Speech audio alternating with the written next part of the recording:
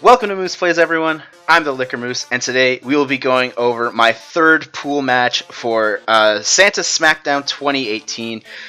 For this pool game, we are going up against a good pal of mine, Ches, who was a fellow competitor in UPA D-League last season. Unfortunately, I didn't get to play him because he ended up being a replacement coach, a replacement coach for a team that had to get multiple of those, unfortunately. But I know Ches is he's a good buddy and he's a good player, and he decided to stick around even though, like, I think at the time he joined UPA, I think he was like already guaranteed not making playoffs.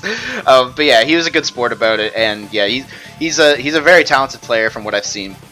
And yeah, his team is hella scary, so let's get into that. So, Ches ended up drafting Megaane, Tyranitar, Reuniclus, Garbodor, Excadrill, Crobat, Lapras, and Serena, with his Z-move user being Excadrill. Don't mind the round 4 Garbodor, that actually wasn't a round 4 Garbodor. He drafted something else in there, I believe it was a Fairy, and then someone stole it from him, and it was like in the late round someone stole it from him, so he had to pick Garbodor in that spot. So if there's any other teams you see that are kind of similar like that, where there's a Pokemon that really shouldn't be in that spot in terms of like the round they picked it in, it's most likely because they got something else stolen. But yeah, anyways, so Ches's team is super physically offensive, and luckily for me, I have a very good physically defensive core that I can bring, which I'm really happy for, because like once again, like Excadrill is one of those threats that I talked about with in terms of Skarmory, where like Excadrill could be a huge threat to other teams, but luckily I have a Skarmory, and luckily I just have a Skarmory, and it's a naturally good check to Excadrill. But yeah, as well, like kind of in the same vein, like Tyranitar and Megalopony also exude a lot of physically offensive pressure. So having like multiple Pokemon be physically defensive is always going to be really good. And then the rest of his stuff, like Reuniclus is like his main special offense, and then he has like Crobat for utility, and then kind of Lapras and Serena to round out the rest of his team. But yeah, so anyways, that's kind of enough of talking about Ches's team. Let's go over what I decided to bring. So like I said before, I see Excadrill and Tyranitar. I pretty much have to bring this. Yeah, I want to stack him bad because, I mean, his remove, like, I wasn't sure if he was going to bring Serena. I'm not really too sure about it. I don't think he wants to put Drill in specifically a, oh my god, I don't think he wants to put Drill in specifically a spinning roll. Other than that, like, his best response to me stacking him, I guess, would be his Crobat, which I'm not too sure about the 6 that Ches wants to bring. That's, like, the one thing I will say about 8mon in general. Like, in 11mon, in my opinion, I think it's easier to pinpoint a 6 of what he wants to bring. In 8mon, I think it's a lot harder to do, because there's a lot less options, and they can just basically see something that you don't and stuff like that. Like, I think it's a lot harder to pinpoint the 6 he brings, just because, like, for general chemistry reasons. Anyways, this is a pretty straightforward Skarmory set. We're Rocky Helmet basically to get extra chip on Megalopony, kind of the same reason we have Brave Bird, and yeah, just pretty standard stuff. Next up, because Ches's physical offense is just so prevalent compared, like, just looking at his team, I pretty much had to also bring Flame Orb Melodic, which luckily Lopunny can't break through, or at least not as easily without crits and stuff like that. But yeah, it's just a good thing to be physically defensive as well. With, again, a relatively straightforward set. Recover, Scald, like, just for it's Scald. It's like the best move in the game. Ice Beam, I believe, is here specifically for, I guess it's for Crobat and Serena. I guess, yeah, it's just mostly for Serena because it can switch into Scald sort of easily. Like, I mean, it gets recovery, so that's kind of a thing, but I guess it doesn't really want to be burned. And then besides that, we do have Dragon Tail to stop potential SD Garbodor, or SD Garbodor. Look at me. That'll be a good one. And no, SD Excadrill, or in case in case Calm Mind for Reuniclus goes out of hand, or in the case where, like, he's a Dragon Dance Tyranitar. But yeah, I mean, it's a relatively straightforward melodic set. Next up, we do have Life Orb Diggersby, because kind of like the same thing with Oro's team. Look, what is his switch into a Life Orb Diggersby? I didn't want to be choice locked. Specifically because of Tyranitar, I'm not going to lie. Because obviously Tyranitar can switch in very easily. Like, it's kind of the combination of Crobat, Tyranitar together. Like, obviously Crobat can easily switch in on Earthquakes, doesn't want to switch in on Returns. And Tyranitar doesn't want to switch into Earthquakes, but can easily switch in on returns. So being locked wouldn't really help, in my opinion. I think I would much rather be Life Orb. With this speed, we are creeping. We're creeping Adamant Serena, which also creeps. Which actually creeps the same speed stat. Like Adamant Serena has the same speed stat as Jolly Tyranitar, so we're creeping both of those. But yeah, so not too much to say past that. I mean, it's just the 4 best moves, because Return Earthquake for stabs, U-Turn for momentum, and Knockoff, because, I mean, Knockoff, again, is one of the best moves in the game. But yeah, so then we have Raichu, because we need to outspeed Mega Lopunny with a Modest Nature, and with the amount of bulk that I do expect Chess to run in his Mega Lopunny, Thunderbolt is a guaranteed 2-hit KO. What is unfortunate, though, is that, well, I mean, it seems unfortunate. I can't be Lightning Rod because I do need Surf here, specifically for the Excadrill, because because fuck running Focus Blast, basically. I didn't want any of that shit. But yeah, so because we had to have Surf, Surf is actually an event move on Raichu, so I had to be static. It was either that or I kept Lightning Rod and put a different move on here, but upon further review, literally the only thing that I think it makes sense for Chess to have electric coverage on is his Lapras. And I don't expect Lapras to stay in on Raichu, if I'm being completely honest. So I was fine with giving up Lightning Rod in terms of static. Without the Scarf, we are creeping Adamant Excadrill because Chess has a gigantic fucking speed gap. It literally drops it goes from Mega Lopunny, or I guess Crobat, sorry. It goes from Crobat and drops all the way down to Excadrill. So that's kind of a thing. But yeah, so yeah, I mean, not too much to say. It's just like standard Scarf Raichu that can do Scarf Raichu things. It's just a general fast electric Pokemon. More general than like the kind of stuff that I usually run on my Electrics. Not gonna lie. Next up, Modest Mega Gardevoir, because very much in the same vein as Life Orb Diggersby. What is Chess's switch into Modest Hyper Voice? It literally doesn't exist. He has to offensively revenge this in order to beat Mega Gardevoir.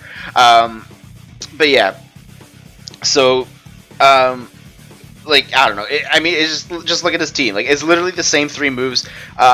Honestly, if it wasn't for the damn Crobat having Infiltrator and not really having a reason to not be Infiltrator, I would much rather have Substitute over Destiny Bond here. But in the case where Chess sends out something where I can't kill it from the range it's at, I can just click that, like specifically Garbodor, or not. I did it again. I guess kind of Garbodor, since I could probably live a Psyshock, but Excadrill is the thing I was trying to say, because this set actually does not 2-hit KO Excadrill, but in the case where he's like Drill outside of Sand or something like that, then I can just click Destiny Bond and be able to kill it. And yeah, so excuse me. Oh my goodness, I can't talk. Again, we're creeping Adamant Drill, and yeah, it's just like standard. It's just standard Mega Gardevoir stuff, pretty much. Lastly, I don't want to lose to Reuniclus, so we do have a Taunt Drapion and make sure that if he does bring the Reuniclus, it is basically forced to run more than just Psychic coverage. We have Knockoff again, I think we're actually the same moveset as last time, if I remember correctly. Yeah, actually, we are the exact same moveset as last time, for very similar reasons as last time, too.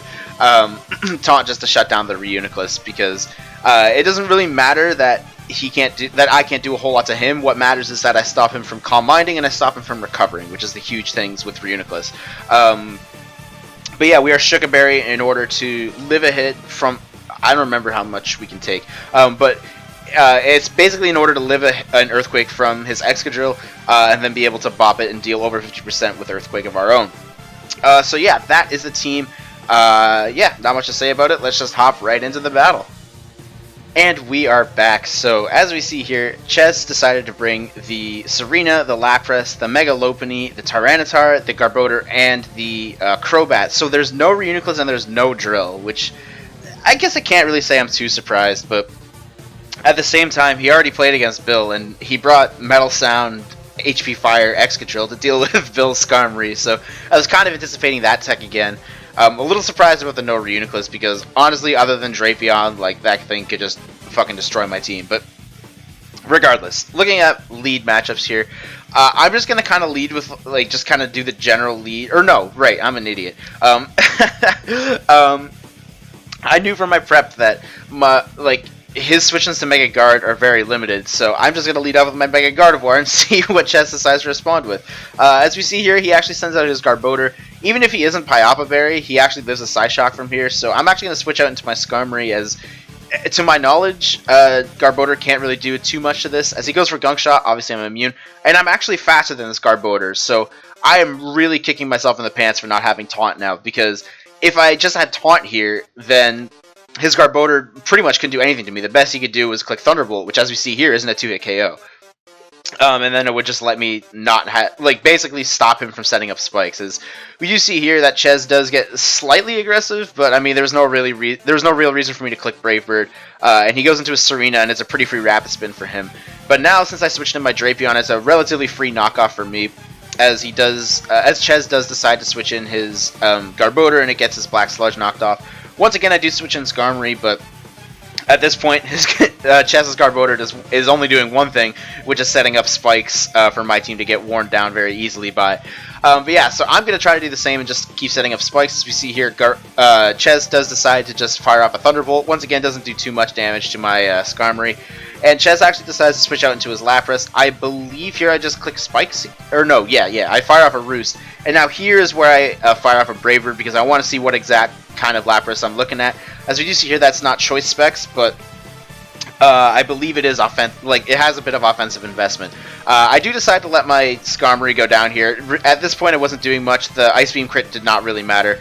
But now it does give me free reign to go into Raichu and click Volt Switch as his Lapras is guaranteed in range of here, and if he decided to switch out, since he doesn't have his Drill here, I would get momentum. But here's where I make a big mistake. So I go into Melodic here, and my literal thought process was, my thought process was, oh, I can go into Melodic here and activate my Flame Orb. That way I don't have to like worry about a turn where I'm taking a physical attack from either Tyranitar or Lopunny without my Flame Orb up, because that would just mess up the calcs. Well, what I did, like literally once I sent out my Melodic, I was like, oh no, this invites Serena in, and then that just means he gets to Rapid Spin.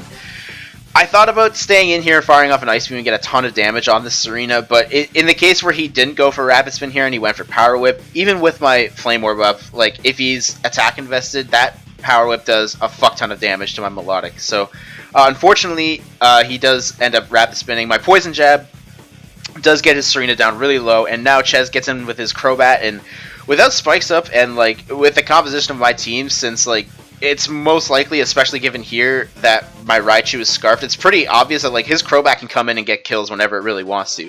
I fire off a Thunderbolt here, as Volt Switch unfortunately couldn't kill the Crobat from here, but I mean Ches does make the very smart play and just decides to sack his Serena, which gives him pretty free reign to go into his Air Balloon Tyranitar, which was definitely meant to set up in front of Diggersby, because even though I do pop the balloon, my plan was to go into Diggersby after that, but as we do see here, he is Dragon Dance.